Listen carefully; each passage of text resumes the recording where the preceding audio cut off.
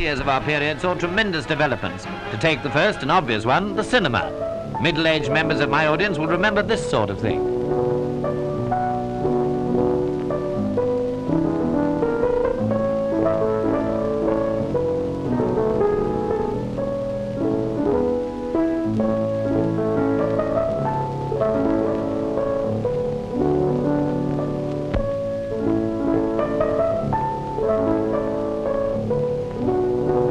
But in 1928, films began to talk, and in 1929, British Movietone News produced the first British newsreel in sound. Presents to you, in natural sound and graphic action, the current events of the world. 10 years ago, there was silence on the screen. There were silent pigs, silent donkeys, there were silent crowds. Yes, even statesmen were speechless. Then suddenly there was sound.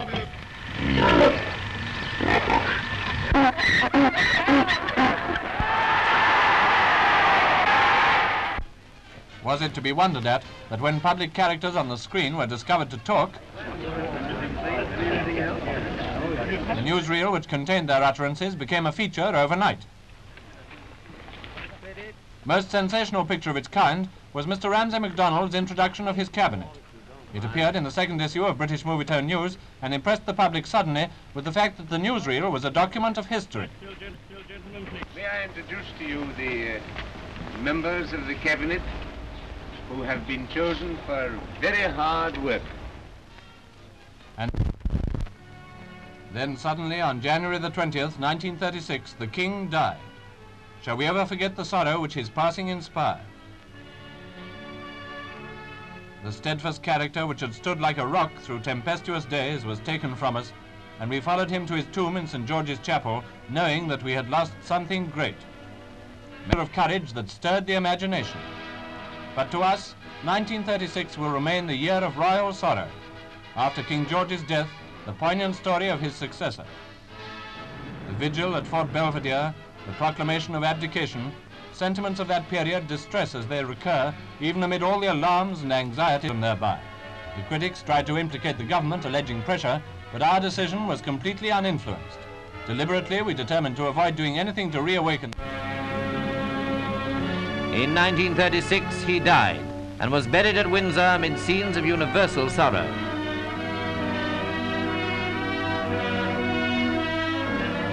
There followed the short reign of Edward VIII and the abdication crisis. The monarchy survived the shock, for it was a shock and threatened to divide the nation. And our present King and Queen, who were crowned at Westminster in May 1937, so healed the breach as to make the apprehensions of that time now seem remote and fantastic.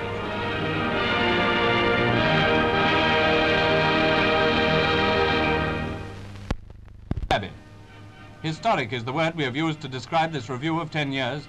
Historic is the word to use of this film as the King rises with his crown upon his head.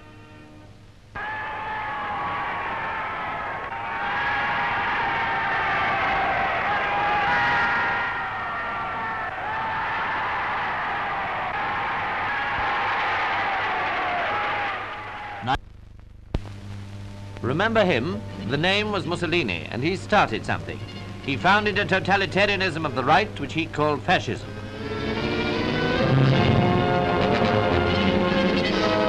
He dreamt of building a new Roman Empire, so he went to war with Abyssinia.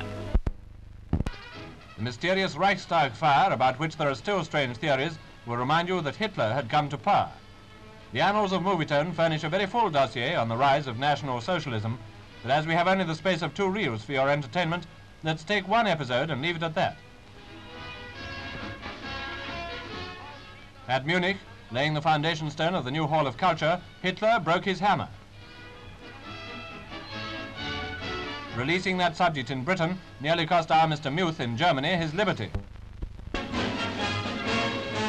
Even more so are the scenes of Mr. Chamberlain in Germany, the meeting at Berchtesgaden, the relief offered by Munich, and the non-aggression pact from which Mr. Chamberlain reads on his return.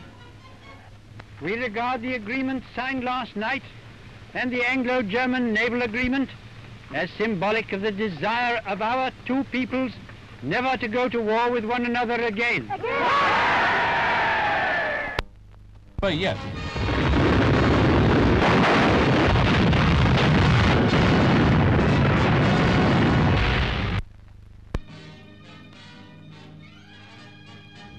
The anxiety and the suspense of watching, the first throbbing note of the Raider's engine, the bombs.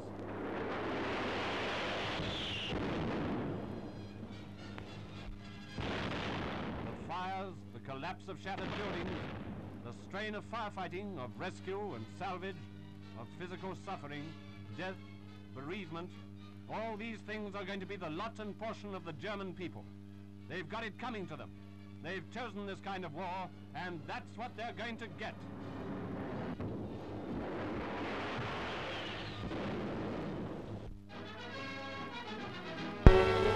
Memories of the Second World War remain so vivid they don't require much stirring. They'll always be associated in our minds with Dunkirk,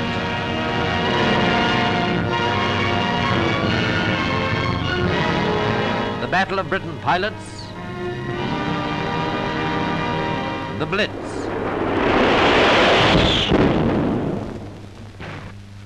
the Convoys,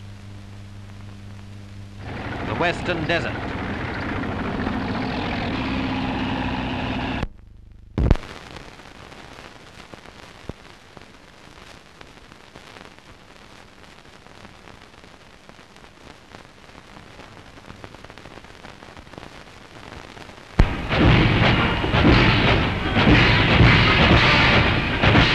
Hitler having taken personal command of the German army, we can expect things to happen. The Führer is now following his intuitions. His patience is finally exhausted. So look out, all you who dare to oppose his will, be you British, Russian, or American.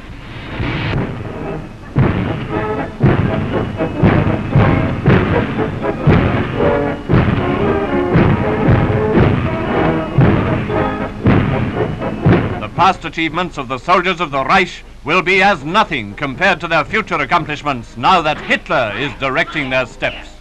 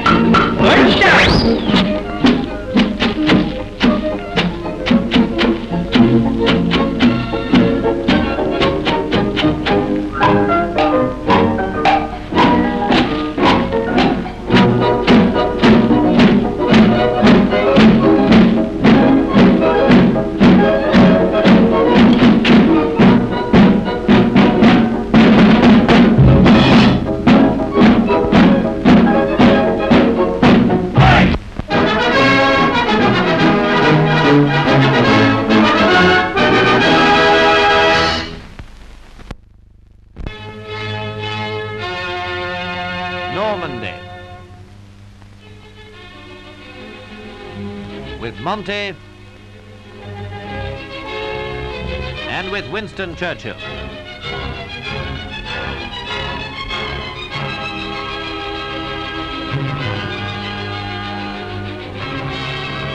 But don't... Perhaps a trifle overexcited. The final ghastly scene was the hanging of the bodies upside down outside a petrol station. Well, at least it's a warning to all remaining fascists everywhere.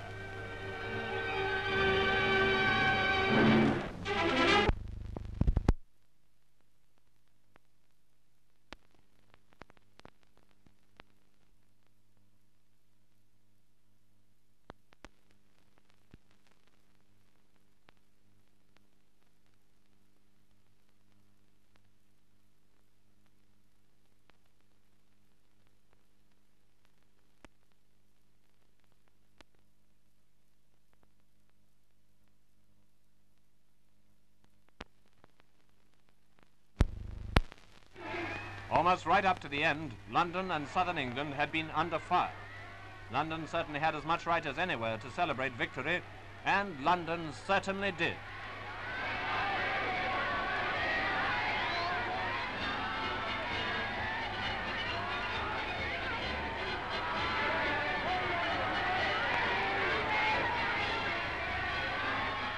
Naturally, approaches to Buckingham Palace were almost continually jammed.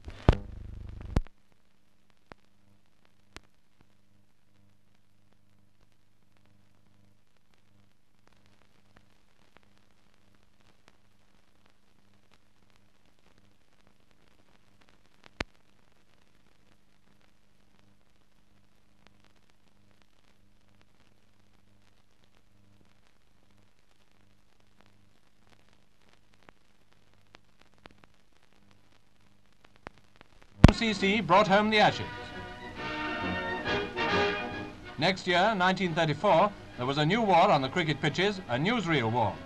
Movietone and Gaumont bought the cinema rights of test matches and tried to block the view of pirate competitors outside the grounds by a balloon bearer. Cricket at the Nottingham Test assumed quite a secondary importance. 16 stone 2 pounds. Get on the scale, Daddy. As usual, Movietone were there, filming this time from a scaffolding tower 120 feet high, a tower which dominated the landscape. The results you'll see later. Incidentally, a view of the race you wouldn't have got even if you'd been at Epsom.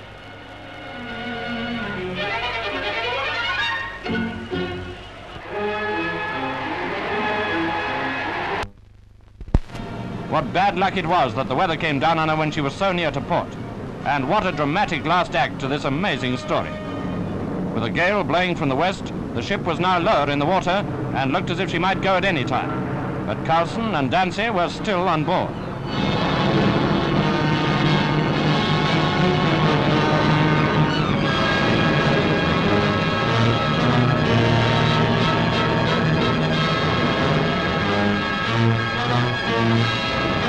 The people of Falmouth waited for hourly news, as indeed can destroyer Willard Keith standing by in the background. The flying Enterprise is about to take the final plunge.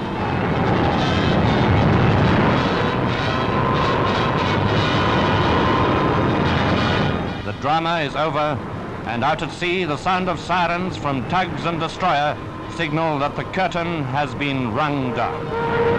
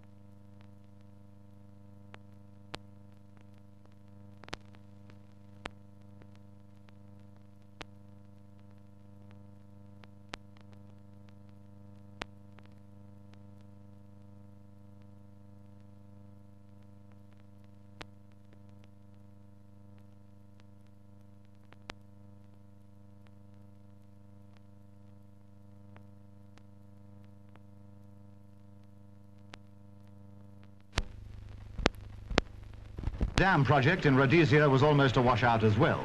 Unprecedented rainfall and record Zambezi floods overwhelming the Copper Dam were nearly disastrous.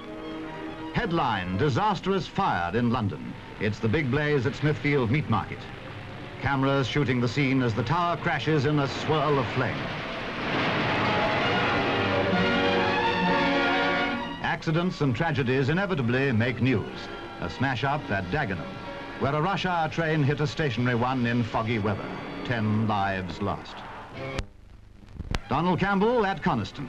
After difficulties and delays, he's off in Bluebird, breaking his own world record of 239. A camera impression of speed. Watch the background. The record raised by nearly 10 miles an hour. Dueling nowadays isn't half as dangerous as motor racing. At Germany's Nurburgring, the camera catches a split-second mistake. Looks like disaster. But no, he's getting out, he's all right. But what an escape, and what a shot. Stirling Moss fought a terrific duel for the World Championship. But in a very close finish, the title was taken by Mike Hawthorne.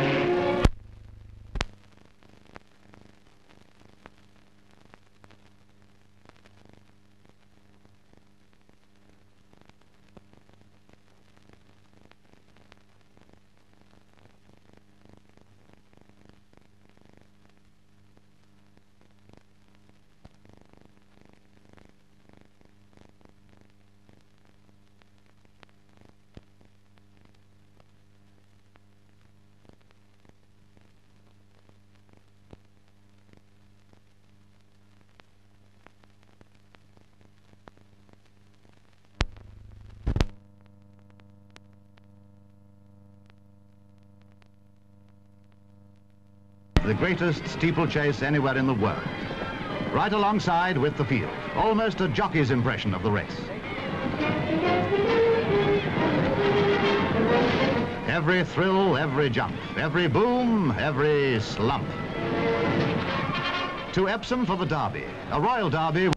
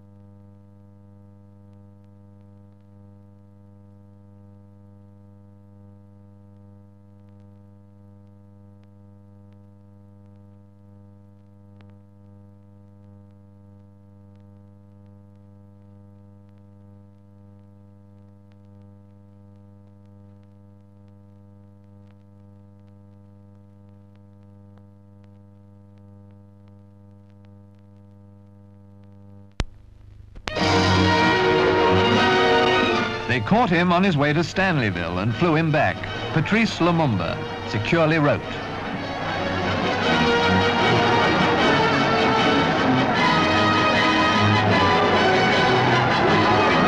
And with him were men who served in his cabinet when he was Prime Minister. They were bundled into a heavily guarded lorry and driven off towards a place called Binza. Lumumba had been under house arrest, protected by UN troops in Leopoldville, when he escaped.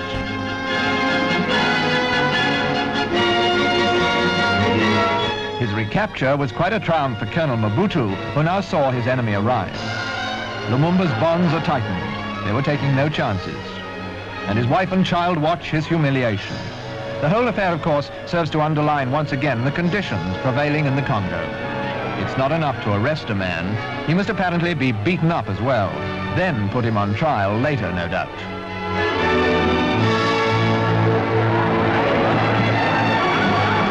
As for Mobutu's troops, they yelled and danced with joy. They had won a great victory. They had got Lumumba after trying to lay their hands on him for months.